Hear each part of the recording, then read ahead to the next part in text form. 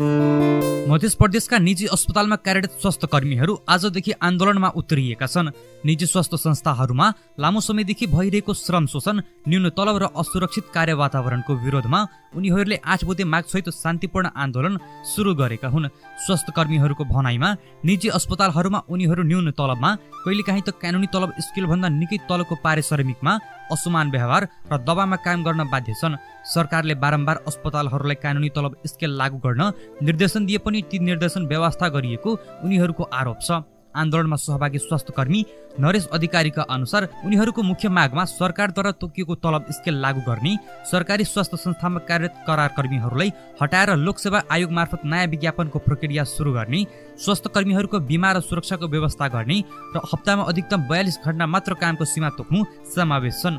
निजी अस्पताल तथा शिक्षण अस्पताल संस्थामा कार्यरत सबै नर्सहरूको न्यूनतम पारिश्रमिक र सेवा सुविधा नेपाल सरकार सरह नघट्ने गरी प्रदान गरियोस् भन्ने माग छ। त्यसमा त्योभन्दा बेसी पनि दिन चाहिँ सकियो। हालसम्म श्रमिकको रूपमा हेरिएको दक्ष नर्सिङ जनशक्तिलाई स्वास्थ्य ऐन अन्तर्गत व्यवस्थापन गरियोस् भन्ने छ। त्यसपछि रात्रिकालीन सेवा, सार्वजनिक बिदा तथा चाडपर्वका बिदाका दिनहरूमा काम गरे बापत 1 दिन बराबरको तलब र तलबको 100% जोखिम भत्ताको व्यवस्था गरियोस् र तोकिएको समयभन्दा बढी कार्यको लागि सरकारी निजी अस्पताल तथा शिक्षण संस्थामा कार्यरत नर्सिङ कर्मचारीहरूलाई नियमानुसार अतिरिक्त भत्ताको व्यवस्था गरियोस् भन्ने माग हो। अनि त्यस्तै गरेर 4 नम्बरमा चाहिँ आवश्यकता र मापदण्ड अनुसार दरबन्दी सिर्जना तथा दरबन्दी अनुसारको कामको व्यवस्था गरियोस् भन्ने माग छ। र अर्को 5औं नम्बरमा शैक्षिक योग्यता र कार्य अनुभवको आधारमा नियमित स्तरवृद्धि तथा बढुवाको व्यवस्था गरियोस् भन्ने छ। 6औं नम्बरमा सम्पूर्ण सामुदायिक तथा निजी विद्यालयमा नर्सको दरबन्दी सिर्जना तथा स्थायी व्यवस्थापन गरियोस् भन्ने माग छ हाम्रो।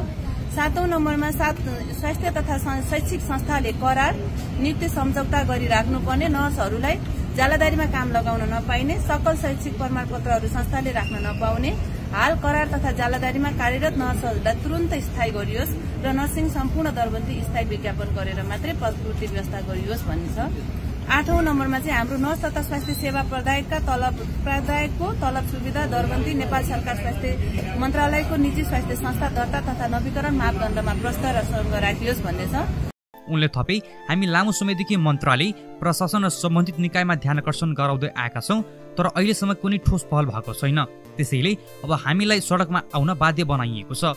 स्वास्थ्य कर्मीहरूले जनाएका छन् कि उनीहरूको आन्दोलन शान्तिपूर्ण रहनेछ, तर यदि यस क्रममा बिरामी सेवामा असर पर्न गयो भने यसको सम्पूर्ण जिम्मेवारी अस्पताल सञ्चालक र सम्बन्धित मन्त्रालयले लिनुपर्छ।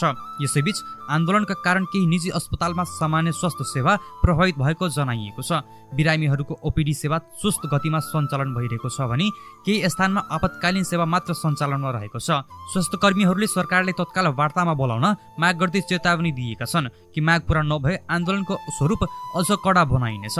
यो रिपोर्ट मध्य प्रदेशका निजी अस्पतालका स्वास्थ्य कर्मीको आन्दोलनका पछिल्लो अवस्था र उनीहरूको मागबारे विस्तृत विवरणसहित तयार गरिएको हो।